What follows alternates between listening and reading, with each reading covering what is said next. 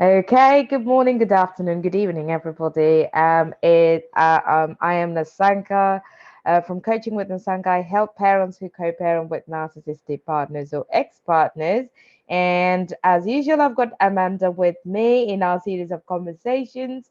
Amanda help women, predominantly women, navigate breakups and divorces after toxic relationships. But I'll let Amanda introduce herself and don't go anywhere. This is a question that gets we get asked very often, and the question is, can we tell the truth to our children about narcissistic partners or their narcissistic parent? Can we tell? Why can't we tell? It comes in different forms. So stay. Amanda, I'll let you introduce and then we'll get to the question straight away. Thank you, Nisanka. So, as you said, I help predominantly women who are navigating breakups and divorce from highly narcissistic or toxic individuals, and that includes the post-separation abuse, co-parenting, etc. So, I'm going to leave it to you to introduce, to dive into the topic. Okay. So thanks again, and so I did a workshop a couple of weeks ago, I think, or last week, I can't remember now, on how to ungaslight your children. And one of the common questions I got asked was, why can't we tell the truth to our children about their narcissistic parent? And or can we tell the truth? And I went straight away, no, you can't. And then I gave a couple of reasons, and then I walked away, and then reflected. And I thought, actually, that question has many layers, and it's not as simple as a yes or no. So I said to Amanda, let's bring this in. We'll talk about it, and then we'll take it from there. So I would, Amanda, would you like to start? What do you say? What's your view on, or observations, or your research on, can we tell the truth to our children about their narcissistic parent? As you say, there are many points to this conversation, and I think it's not black or white. It depends on many factors. So there is the age factor there, obviously. If they're very young, they don't have that capacity to to understand on that level, or to digest emotionally or cognitively the discussion. But as they get older, for example, if they ask, maybe they've heard about narcissism because it's so widely spoken about, or through social media they've stumbled upon it somehow, and they may ask you the question. Let's say they're a tweener or a teen, and they ask you, is my parent a narcissist? Then it's a tricky topic, because it's a tricky question, because on the one hand, obviously you don't want to gaslight the child, because they're already probably being gaslighted by their other parents. So it's a very tricky terrain. And then on the other hand, you don't want to obviously slate the other parent, or essentially a child will always see themselves as part one parent and part the other. So if you kind of present this, their one parent as a narcissist, and they don't have the kind of then they're not mature enough to cope with that information. They may internalize and then think, well, I must be part inherently, a bad person. This all sounds very, it sounds awful, and and then they may get carried away with the idea and think, this is what I am, and I'm going to be like that. And so I personally I probably would say it's not the best idea to identify the parent as a narcissist. But then generally, although I put myself forward as someone who specializes in the area of narcissism, at the end of the day, I always would tell my client, labels don't really matter at the end of the day. What matters is identifying various behaviors, how they play out, how it impacts the person that they're with. So, like, it really depends on the situation. But with a child, I think the ultimate importance is to point out that whatever grievances they have with the other parent, it's not their fault. These behaviors are because they are a certain way. It's not healthy, but it's not because the child did something that caused this behavior. Okay. Well, thank you very much. I think you've pretty much covered very, very important aspects with regard to children. So one is look at the age appropriateness and how are you going to then navigate this without gaslighting the children, but at the same time without trashing the other parent, but at the same time keeping um, that truth so that you don't lie to your children either. So this is a really tricky, it's like, what's that game where you walk on this line? I don't know what it's called. Tightrope, kind of. Yeah, yeah. You're balancing it act, isn't it? You're like walking on this rope and you're trying to balance yourself on this. There's so many wind coming from every different direction, and you're trying to balance yourself on this. It does feel a little bit like that. So I thought about it. I reflected on this, and I reflected on some of the conversations I've had with people, my clients, and also some of the conversations I've had with children who've been through this, because I work with teenagers as well, and I reflected on it, and I kind of came up with like a bit of a triangular vision for this. So one angle is you have children. What's the impact on the children? That's one thing that you need to be weighing on. Second thing, and this is how you can balance these answers and these situations. The second thing is, what outcome are you as an adult looking for in this situation, right? What is the outcome that you're looking for by telling the truth? And what is the truth, by the way? And then the third is, um, where does this impulsivity, or what makes you want to tell the truth? What is the intention, urge behind wanting to tell the truth? There's three things that you've got to kind of pay attention to.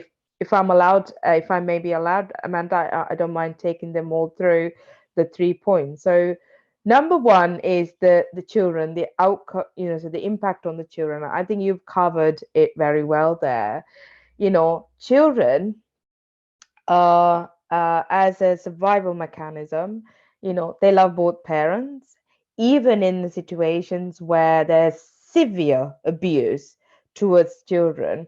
Children will pledge loyalty to the parents, right? It's just the way it is. It's the survival. It's human nature. So children are maybe beaten up and assaulted and sexually abused and neglected, but children will still say, I love my parents, I want to be with them.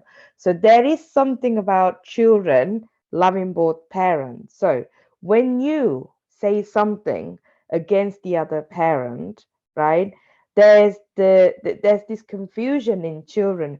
Who should I believe? That's one thing. There's also the risk of children then going to the other parent with the information that they have been given, and the other parent, and it's backfiring on you because the other parent is the narcissist. There's nothing wrong with them in their head, right? They can't do no wrong. You're the problem, right?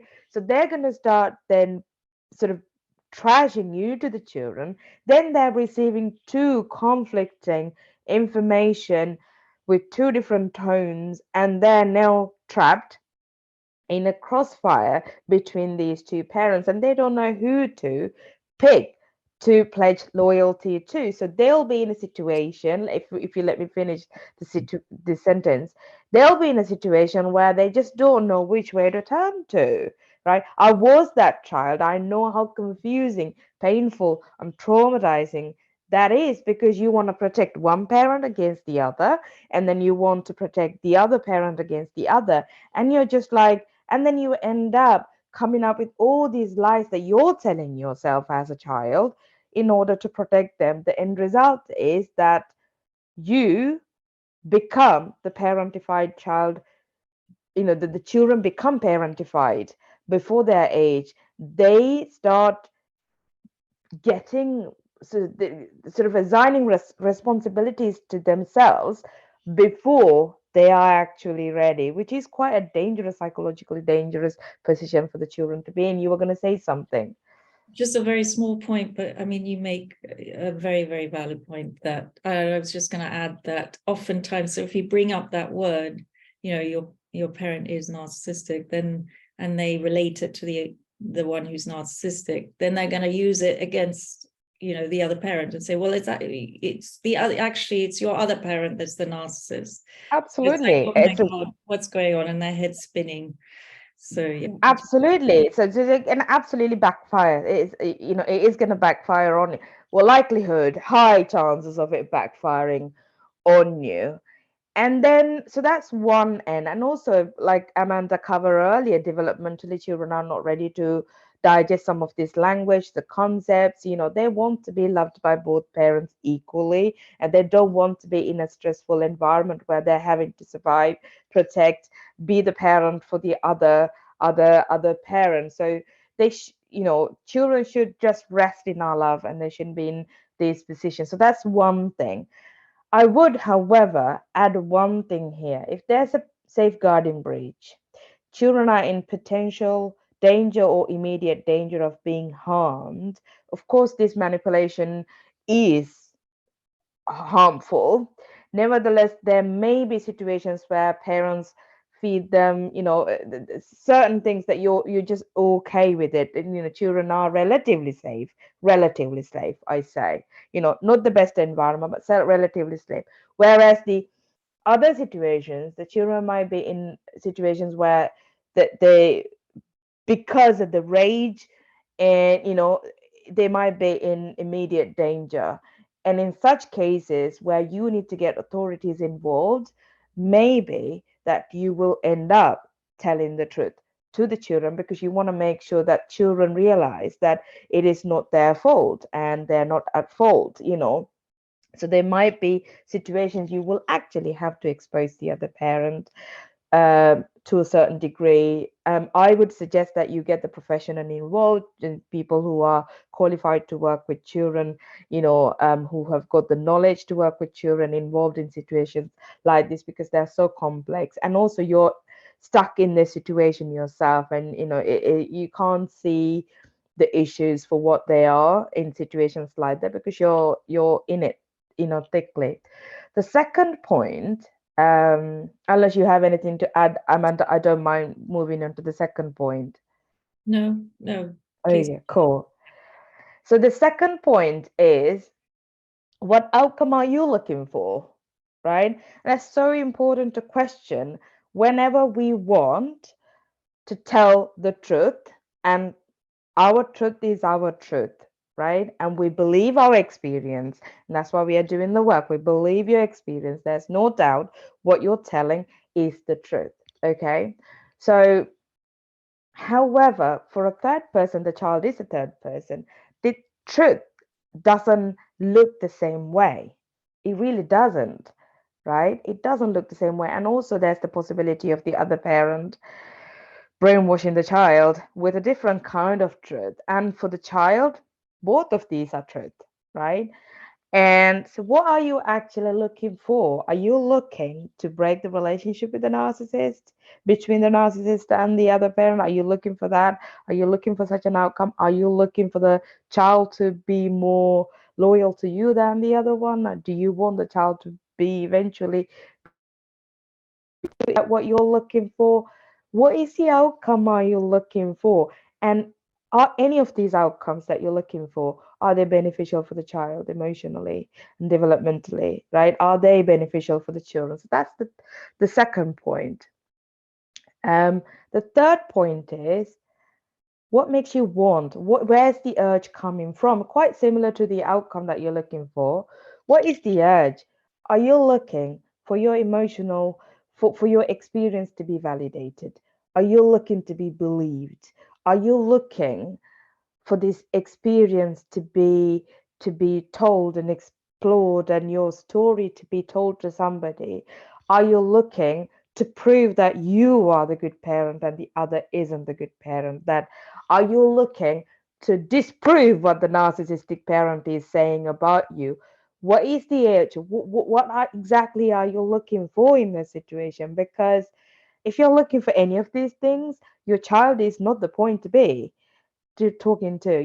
Your point, your place is a therapist room. Somebody who understands the scope, landscape of narcissism, that's your place, right? You can't have a child listening to you and validating your emotions, then you're reversing the roles, right? You can't let that happen. It's already happening with another parent.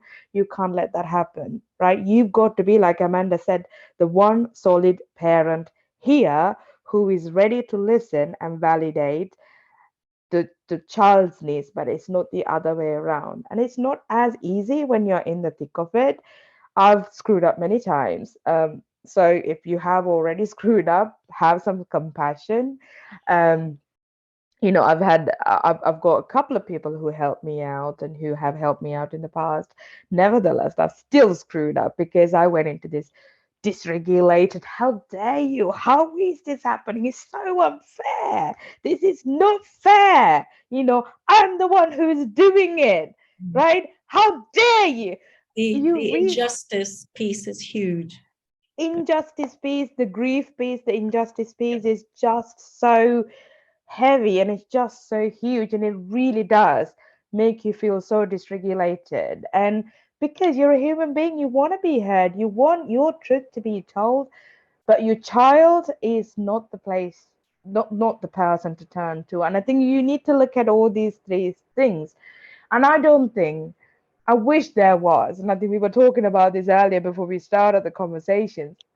I wish there was a black and white handout that you and I can come up together and we can give it out. Right, do A, B, C, D.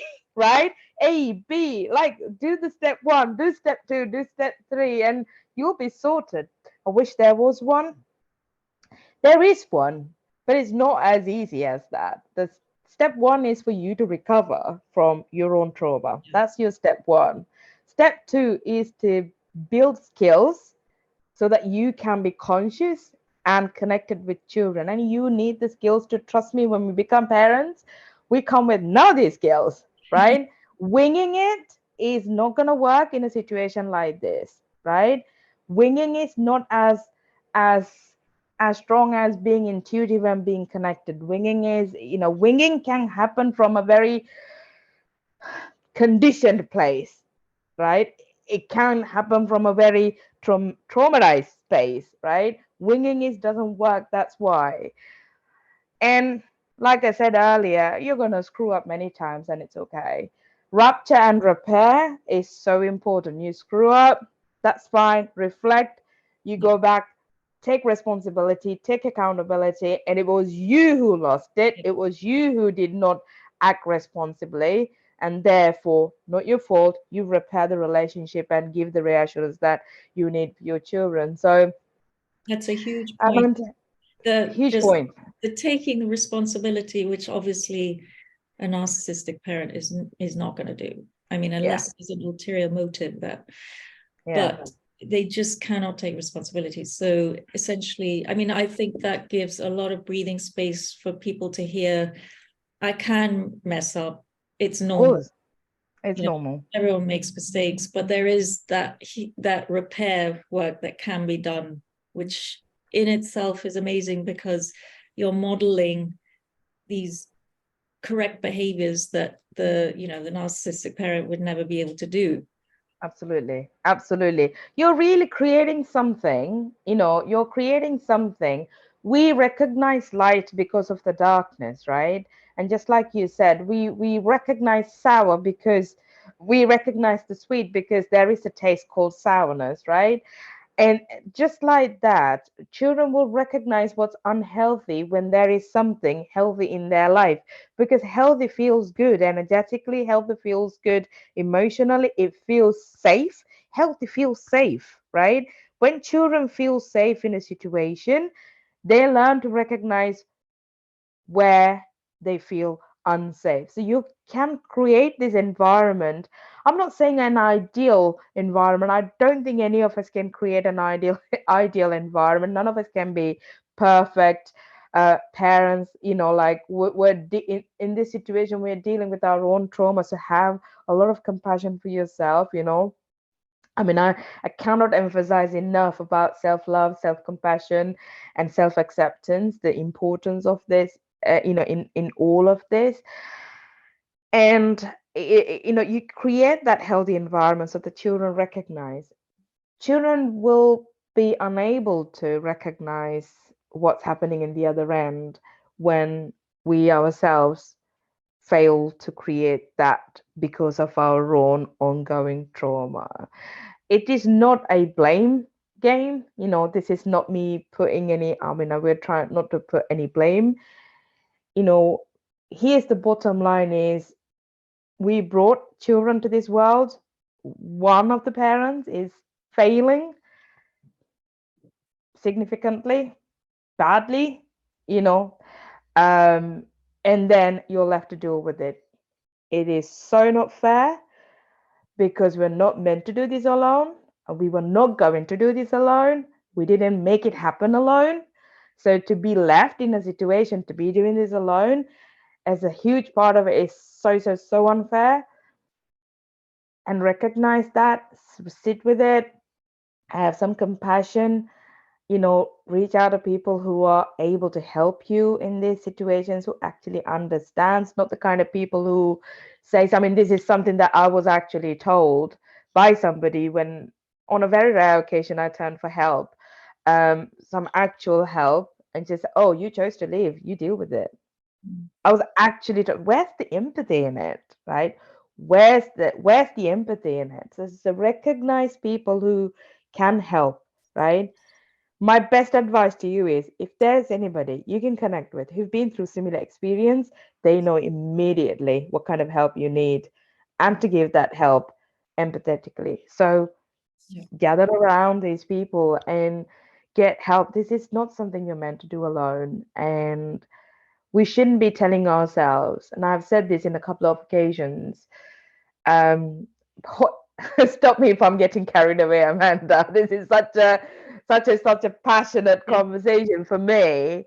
But um, you know, we are enough as people, but we're not meant to be doing this on our own. Raising a child is meant for a whole village, whole entire village.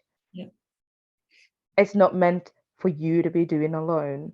The village is disappeared, right? The child, other parent, emotionally and possibly financially, physically just disappeared. You're left, right? So if you're standing in this desert, looking around, feeling so isolated, feeling like you just have no help, well, then shout out for help. That's the best thing you can do.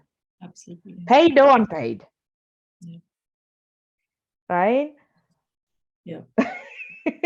No, I have a visitor, my furry friend, who's making a bit of noise. I apologize. He wants to come in the conversation. But no, I think everything you've said has been beautifully communicated. And I mean, the other point as well is that, as you say, we weren't born equipped with the tools to how to manage these situations. And on top of that, in our childhoods, perhaps we didn't have role models who were able to show us, how to behave in various situations. So that's doubly, challenging. But as you said, and we all make mistakes, but we can always, today decide, I want to develop awareness. I want to learn the tools. I want to be better equipped to help my child. So it's not too late. So, and if you feel that, as you say, if you feel you're not, super equipped now, you can reach out for help. But at the same time, learn. There's so much information out there now. Yeah, So many absolutely. books, podcasts, etc. I mean, 5-10 years ago, there was very little information out there. So the amazing thing about technology today, and is that there's a lot of information and there's so much more awareness. So even if you can't afford to get help, there are so many free resources out there. So. Yeah. Absolutely, absolutely. I so agree. I mean, I just ask for help, and let's just maybe for a second, maybe speak to that part of you that's feeling shameful of asking for help. That here's one thing: when you've been in a narcissistic relationship for long enough, even if it's like 2 weeks, I think there's something in us that just shy away from asking for help, because the moment you ask for help is the moment you get shunned and dismissed and discarded and etc etc. So there's obviously naturally a fear within us to turn around and ask for help. There's no trust that we will get the help because we never received the help that when we wanted it. And if you grew up with narcissistic parents, that's not a habit anyway, right? Especially in a relationship. So you might feel fearful asking for help, right? So maybe at the end of this video, one thing you can do today, just one thing, right, is maybe even, right, write to us saying, I would like such and such conversation from you, right? Practice it, something like that. Practice it, asking for help, or write an email to a friend who you know will not let you down and just said, can I have 5 minutes? Because I really want something to talk about, right? There's something I really want to talk about, right? Write an email, just maybe just do one thing. And you've got to strengthen those muscles that's really been like now white washed, deleted, right? You've got to rebuild them, and you've got to retrain those muscles for asking help, because if your children don't see you asking for help from others, they're not going to ask for help from anybody either, because they're going to grow up knowing asking for help is not something that we do in the family, right? And Or sorry, on top of that, they may be hearing from the narcissistic parent that asking for help is a sign of weakness. So absolutely, absolutely. So asking for help is one of the most courageous things to do. Once you've been beaten and battered by narcissistic abuse, asking for help is also one of the most difficult things to do. So yeah, do that one thing. And then with that, I think we're gonna sort of end the conversation, unless you have something else to add, Amanda. And let us know how you felt, how you perceived this, what your questions are, one thing that you want to ask for help. And let us know, keep us informed. yeah, to add to that, it would be great for you listeners to write in, as Nisanga said, but also if there are any particular topics that you want us to talk about, or Yes, there's a scenario that you're dealing with, and it would obviously be anonymous, but that you're happy that we kind of talk through and and help you manage the situation, then please do go ahead. And also, I just wanted to mention the importance of establishing a really strong value system in the home. I mean, yeah, that's perhaps it's kind of understood, but just, it's, I'm sorry, something just happened. Sorry, technical difficulty, sorry. But just, establishing a few values in your home. So perhaps it's no shouting, no lying, uh, yeah, those type of things. And yeah, essentially, those are values, again, that will not be very prevalent in their other yeah, home system, yeah, and really live those values and make them very apparent and remind the child if necessary. But that's just a absolutely, small point. But thank you. absolutely. It was you really are so good at explaining things, and I Oh, go thank you. So value are that you. myself. So are you. I love these conversations, and I hope you enjoy as much as we have these conversations. I hope you enjoy listening to our conversations. Yeah, let us know. I'm running a workshop on how to support your children with anxiety, and it's a free workshop. If you fancy, just join in as well, and I'll put the link below. And Amanda, how will people contact you if they'd like to get some support from you? Yes. So I'm offering one-to-one sessions, and you can find me at amandahale.co.uk, and you can find all the social media links there. So There, please reach. brilliant.